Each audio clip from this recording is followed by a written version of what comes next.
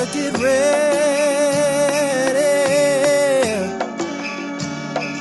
Oh no. Oh, oh, oh.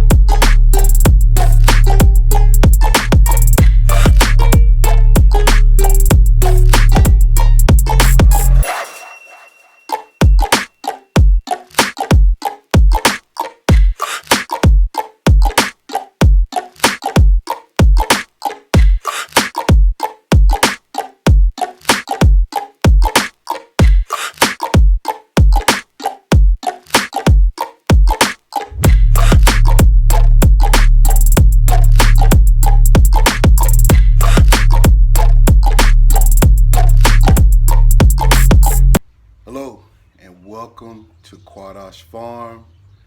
Here we believe that preparation is the key to reparations. And today we are going to discuss tools and equipment that you will need around your farm or homestead. When you think about it, when you're in the city or when you first purchase a home, you'll shortly find out that you need certain tools to help keep things running and operating appropriately. You'll need tools like screwdrivers, socket sets, pliers, hammers. If you're outside, you definitely would need your weed eaters, your push mowers, edgers, tree trimmers, just things to keep your yard looking good. And inside the house, you have some plumbing issues, electrical issues. If you have the skill set, you'll need these tools to keep your house operational. Well, one thing that I found out when me and my family moved out here, I wouldn't say I'm the best at repairs, right?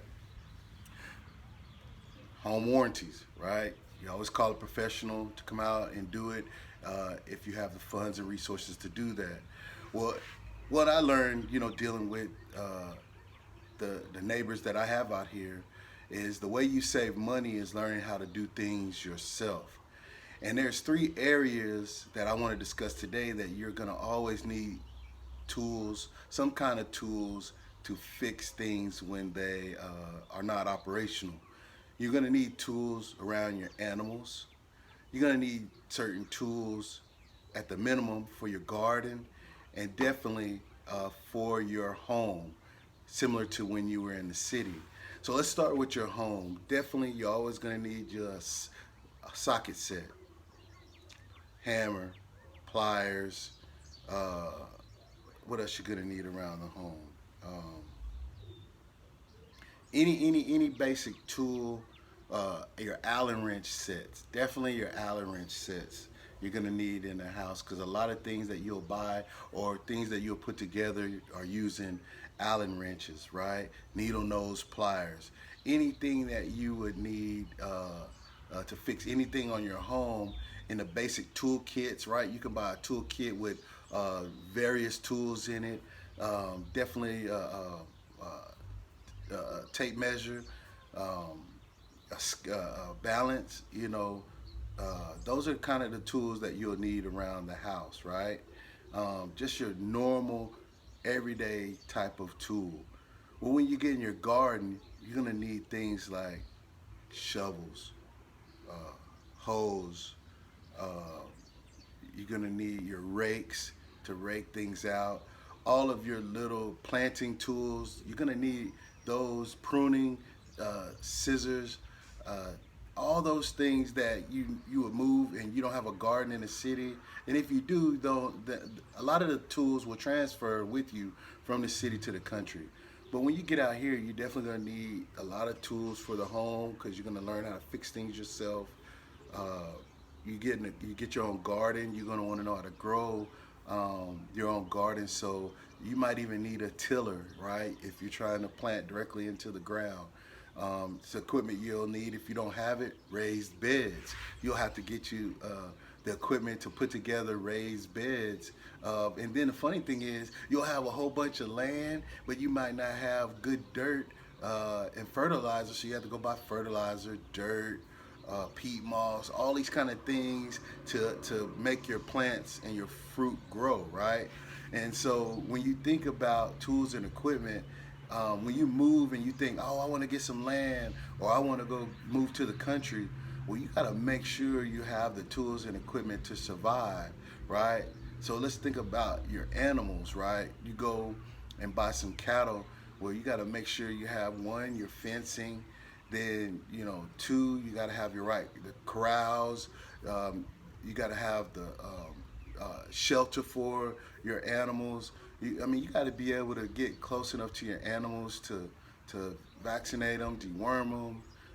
Say you have horses, you're going to want to be able to have the harnesses, the saddles for them. You're going to want to be able to wash them and clean them. You're going to need the stalls. You're going to have preparation for rain, for the winter to keep them warm. You got to think about all these different things that you'll have to put on the land, right? So definitely resources, resources, resources. And so outside of that, depending how much land you have, look at this. You come from the city, you may have an edger, a weed eater, and a push mower. Well, when you get out to the country, depending on the acreage you have, you might have to get a riding lawnmower. Okay, so in the city you have this electric weed eater and your aerobies and the things you charge up. Well, when you get you get any amount of acreage over 5 acres, now you're gonna be out in the middle of pastures. You're gonna need gas operating weed eaters. You're gonna have to go from a residential weed eater to a more commercial weed eater that is strong enough to break, twigs and different things that have a bigger thickness to it, right? So you're gonna need a stronger weed eater. You're gonna have to go from a push mower to a ride mower. You might have to go from a ride mower to a zero turn. You're gonna need something with a little bit more horsepower, a little bit more speed.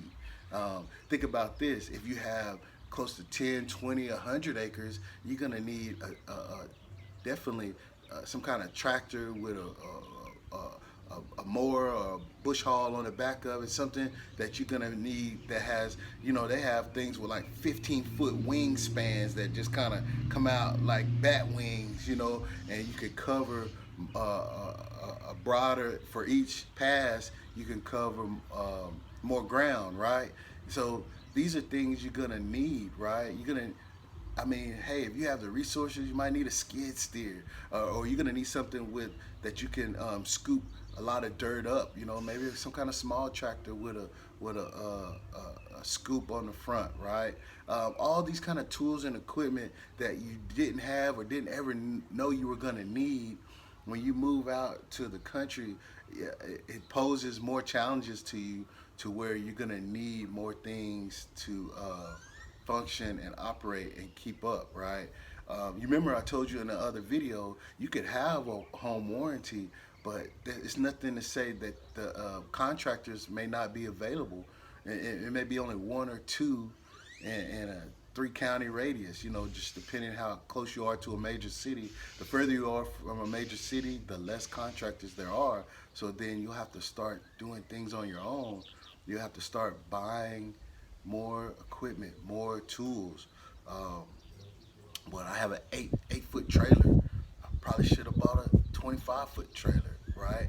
But depending on the equipment you have, you're gonna need a bigger trailer, a different type of trailer, right? I have a flatbed trailer with no sides, right? So I can't haul any animals on that. So you're gonna go and need another 8 or 16-foot trailer, or 20-foot trailer, whatever you can afford to. If you have horses, you're gonna need a horse trailer. There's cattle trailers, right? You got smaller trailers that you can haul sheep and smaller animals in. It's so many needs. Whatever animals and whatever you put on your property, there's going to be tools and equipment that is going to be necessary. There's no point of jumping to go out and wanting to start a homestead or wanting to get a farm without having the resources to get the tools and the equipment you're going to need to survive. I know I kind of probably been all over the place, but hopefully I made some sense that it is going to take money and resources to buy the tools and equipment you're gonna need to keep your homestead, your farm, your home operational. And the better you are and the more knowledge you have to operate the tools and equipment as they get bigger, the less money you will spend, right? If you have the money, you can pay the professionals. They'll come out here and gravel your driveways, build your fences, fix your electric, put your solar panels up. Yeah, you can probably even pay somebody to train your horses and to take care of your cattle. You could pay people to do that, or you could save money and learn how to do it yourself. So many tools and equipment that I've collected to keep this place operational that I never thought that I would need. So this is just advice from me to you. Make sure you weigh the cost. Talk to your friends and family, those that have already done it or have done it before, to make sure you'll know what you're getting into and what you will need to be successful when you get on your homestead and on your farm. So I hope I've said something to help you with the decision and to help you prepare for your journey and for your next move to be self-sustained. And here at Qadash Farm, just trying to help people prepare, right? 1% or less of the farmland in the U.S. is owned by so-called African Americans, so-called colored, so-called blacks. Why is that important? Because people that look like me are not in a position to take care of themselves, their families, their communities, and their people. We're totally, over 99% dependent on someone else to provide the things that we should be providing for ourselves. So what is Qadash Farm's goal?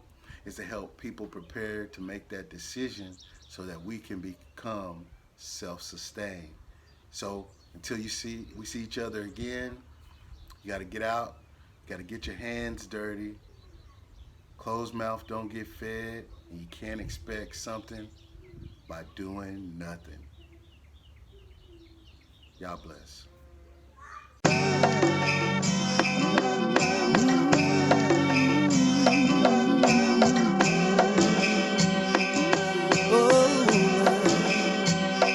You gotta get ready. Oh no.